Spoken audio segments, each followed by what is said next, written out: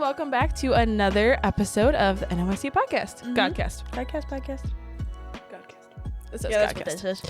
I hope everyone had a great Christmas and had a good old time, and that we all took the time to slow down and really grasp what Christmas is. To take a moment. Hopefully nobody punched anybody over the head for a toy. Horrible fights at family time. Just I mean, a good smack with the wrapping paper roll. A good smack. Yeah. But besides that, That's friendly. It's family. It's fine. So this month we have been talking about a baby born in Bethlehem. Kind of going to bend the boundaries a little bit on this one, just like a little bit, and talk about another. Ooh, sorry, I smacked the mic. Talk about another aspect of the day baby Jesus came. Okay. So we already looked at that he came so that he could be relatable. Yep. That one was a really great lesson. That was I amazing. do say so myself. Amazing. And we also talked about the man side of Jesus and how he had to learn and grow, just as we do, even as the man. Today, we're going to go, it's about Jesus, but it's kind of... By proxy? I don't know what that means. And adjacent to. Yeah, I like that word. So, as I was praying this week and slowing down, I was actually cleaning and praying at the same time. And I was just like trying to take a moment because I had quiet time to myself. And just really think about, him leaving all that he left and coming down to this world for me, for Rachel. I try to make it personal because for me, it's easy to say like, yeah, he came for the whole world. He came for us. He came for Jamie. Yeah. But, like he came for me. Yeah. And I couldn't help. My mind just kind of started going to maybe the mom in me to think of Mary's point of view. Yeah. I'm not sure how things were back then. But today, when you're pregnant, you often get treated kind of special. At least for your first one. Yeah. Well, even like to strangers, like I've been in busy bathrooms before, and if it's a long line and like you could tell that I'm pregnant, people will be like, "Oh, you go ahead." Yeah. Or they just want to clean up your pee. Right? Like they don't have to clean up after you. Or I've been, we went on a trip and we had to ride a bus and there was no seats left. And often even in rooms and stuff, like people will give up their seat for the pregnant person. Yep. Some places, not many, but some have special parking for pregnant women. So it's kind of a big deal to grow a human inside of you. So how much more special to be growing God's son inside of you, And so I'm sure the conditions back then were less than ideal I'm sure compared to today when giving birth. And I have no idea. This was just me thinking out loud and just kind of where my mind goes when I have quiet time. That's not a good thing. But Mary could have thought that there would be some great place that God had prepared. Like he chose her. Yep. She's, she, not to think that she's something special, but I mean, she is growing God's son. Like you're growing God's son. You think that there might be some special provisions. Right? Like he's probably got like, maybe like a parade or like maybe some like trumpets, like something exciting. 5-star hotel. Right? Like, you don't know, something kind of grand entrance. And you're making me feel very nervous and judgy. Again, there is not a CJ behind the camera.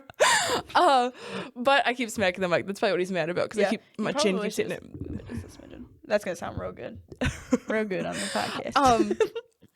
So when she got to the inn, she may have been thinking, okay, an inn. Yep. Not quite what I had in mind, but maybe the rooms are great. But like we're humble. Right. We're like, a humble So people. yeah, like I'm sure it's still fine. God has this under control. Right. It's fine. And so when the door slammed in their face, I was thinking they're like, oh, like I could just imagine Mary like, then you have this planned out, God? Like you knew he was Did you forget to make the reservation? And was God like, oh no, like there is no room in this inn? Like, was God shocked? No. It was all part of his plan. I kind of assume things were moving quickly. Yep. And since there was no room, they just kind of quickly went to the stable. Yes. And that would probably be the last place I'd ever want to give birth. Yeah. Is in a stable. And was God shocked his one and only son had to be born there? No. It was his plan literally from the beginning, all along. I feel like that had to be such a humbling experience for Mary. Yeah. I think of like, we just kind of feel like something special when God uses us or, even as a pregnant woman or whatever. And just to be like, well, barn. Well, even if you don't feel like, so I think that a lot of times, even if say you're humble about you, but like you think that God deserves more. Right. So like, even if she wasn't like, I don't care where I give birth. Right. But it's for him. Like, why isn't there better things for him when that was all part of God's plan? Right. either way. Right. So to be chosen as the one to carry God's son is a big deal, but his entrance was less than ideal. Yes. Could God had prepared this grand entrance for Jesus with this super nice room and maybe, a little confetti and trumpets? Little hors d'oeuvres. He could have. There has to be food. Yeah, for sure. For sure there had to be food. Could he have done that? Yeah. 100%. But did he? No, not even a little. Yeah. Mary had to give birth in a pretty rough place. Mm-hmm. And this is just another reminder that he was man, not just God. Yeah. Because had Mary just been pregnant with a regular man and there was no room in the inn, possibilities, if she was like having the baby right now, she would have ended there. Yeah. Just a regular old baby. Yep. And so Jesus was no exceptions. Like, I guess that feels icky to almost say, but like he was still just a man. And so had it been other circumstances, it still would have been that. And that's kind of what we've just been talking about this month. I almost said this week. It has been. But like, this month is just everything that could have happened to a man happened to Jesus. And I think that it throws the whole thing out the window of the prosperity gospel. Mm-hmm. Because if God's own son, right, his literal flesh and blood, like his literal son, the one that was sinless, the one that was perfect, didn't get high prestige, didn't get all nice the room, privileges, didn't get the privileges, then why do we think that we're entitled to any of it at all? Right. And so I think that's another thing of it's almost back to like the whole relatable thing. He showed us that it's not about those things. Right. It was never going to be about those things. Because he easily could have, just imagine you're literally in heaven right next to God, and then you're on earth. Yeah. In a stable. That's just kind of a big jump. Yeah. And should he have been born in our eyes in a palace? Yeah, like in a king's home, in like some kind of something. But he was given to a teenager and a carpenter. Yeah, in a stable. Yep. Like it really doesn't get much lower than that. Yeah. Like it could have been like a king's wife. Right. That got pregnant. Like it could have been like middle grade, Yeah, like a hotel room at least or something, it could have been an innkeeper's wife. Yeah, but no, it was pretty low, and that's because I think it was all part of the more I grow and learn about all of the intricate parts of the grand plan, the more perfect it seems, because every aspect goes down to making him more relatable and proving his love more and more the more we learn. And I think that that's kind of what I learned this week is just it takes him off the and not to be disrespectful, it takes him off the pedestal. It takes him off the thing of, well, of course he's God, he's perfect, he gets everything goes right for him. It takes him off of that because ain't nobody want to be born in a stable. Yeah. Ain't nobody. Right. Ain't nobody, and I don't know if you could research this out, I'm sure, but I can't imagine that they made a lot of money. Right. Like them too. And so to be in even if it's middle class, he wasn't he's the son of God, and he was not in a ruler's place. He was not the son of a king. He was not, you know what I mean, in the world, obviously. Right. But he had no prestige at all. It was a teenager and a carpenter that they shouldn't have even had the kid. Right. Because she was virgin. You know what I mean? And they weren't married yet. And that was the thing, is she had to probably hide that because back then it was a huge deal to be pregnant out of wedlock. And obviously today it's been thrown around as easy, but it's not. Back then it was very I don't know. I can't remember. It would have been it wouldn't have been stoning. I don't know what the punishment for that would have been. Very big no. It's a very big no. You would have been shunned.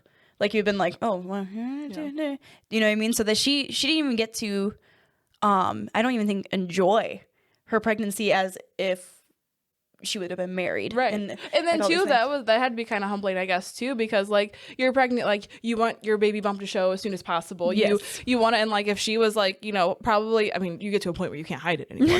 But early on, because they weren't married yet, hiding it and trying to and so instead of being excited and wanting to feel the baby move, trying to cover it up. Well, and so think about this. You're literally carrying the Son of God and you can't tell no one. Yeah, it's kind of a big deal. You're not just pregnant. You're carrying literally the Son of God, and you can't just be hey, you can't go to the supermarket and be hey, can I have your spot? Because this is God's son. This is the Son of God. Do you know what I mean? She didn't get that that privilege. Yeah. You know what I mean? And so it also kind of was a reminder to me of things that God gives us down here. talents and blessings and gifts and whatever, we often start to think that we're something special because of the gifts he gives us. Yeah. You know, and so he can just as easily humble us down again and remind us that we're nothing without him. So, you know, you might not have many talents and abilities, but you do a lot of things in the church. You do a lot of things for God. Yes. Because God has given you those abilities and stuff. But had God not given you those abilities, you would kind of be a nobody. I would be boring. So I'd be straight up boring. But you stay humble and you know that that's from God, and you don't start to think you're someone else or something else. Am I someone else? You're someone else. Who am I? Schizophrenic really quick. I don't know what I was trying to say, but you get the point.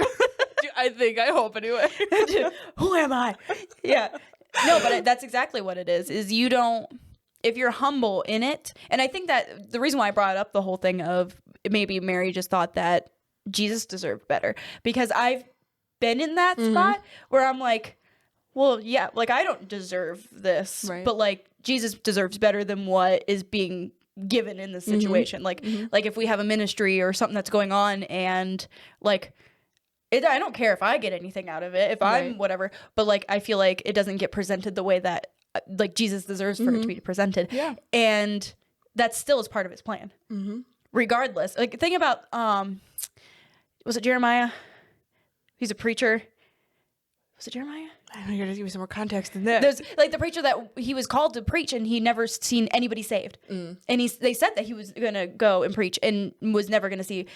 Even if he didn't care about himself, he was like, well, none of these people are hearing this. Like, do you know what I mean? Like Jesus deserves, or God deserves better than this. Do you know what I mean? And he did what he was supposed to do, but that was part of the plan from the get-go, that he wasn't going to see anybody saved. Exactly. Yeah. And so that was kind of it. Yeah, that's what I got. But so I think it's just realizing God's plan, even in our lives, in like here and now, and back then, like he has a plan. It may not make sense to us, but staying humble and realizing that he's got it under control. Yeah, and just kind of roll with it. So today's Charge Up Challenge, it kind of feels a little prayer station-esque. It involves paper. Does it have a sad balloon filled with dress socks? It could, if you want it to, I guess. I'm not sure what it would be. If you got a broken foil balloon laying at home, fill it with socks. So I want to think of a gift or a talent or something that God's given you, something that He has done for you. Maybe you can sing, maybe you can play an instrument, maybe you take care of children, whatever your thing is, and write it on a piece of paper. Then I want you to rip it up. And on a new piece of paper, I want you to write something about who he is to you. So it could be that he's your friend, your refuge, your father, Prince of Peace, counselor, whatever. Write that down, maybe even more than one, whatever. And I want you to take the time to just pray and thank him for being that for you. Because even if he doesn't give, or you lose your talents and abilities, he still is who he is, no matter what he gives you, because it's not about that. No. Lord giveth and the Lord taketh away. Exactly. So just take the time to simply thank him for who he is. Don't just thank him for the things you have and the abilities he's given, but thank him for who he is at the core. Yeah. Because that's the only thing that matters. Because everything else will fade. Talent will fade. Your abilities will fade. Material things will fade. Yep. I don't know if you know this. You don't get to take them with you. Even if you put them in the casket, it doesn't matter. It's not going with you. It's true. It's a true story. So I was very excited. I found a Corrie Ten Boom Christmas quote. Oh my goodness. I was very excited. So this is from Corrie Ten Boom. Okay. Who can add to Christmas? The perfect motive is that God so loved the world. The perfect gift is that he gave his only son. The only requirement is to believe in him. The reward of faith is that you shall have everlasting life.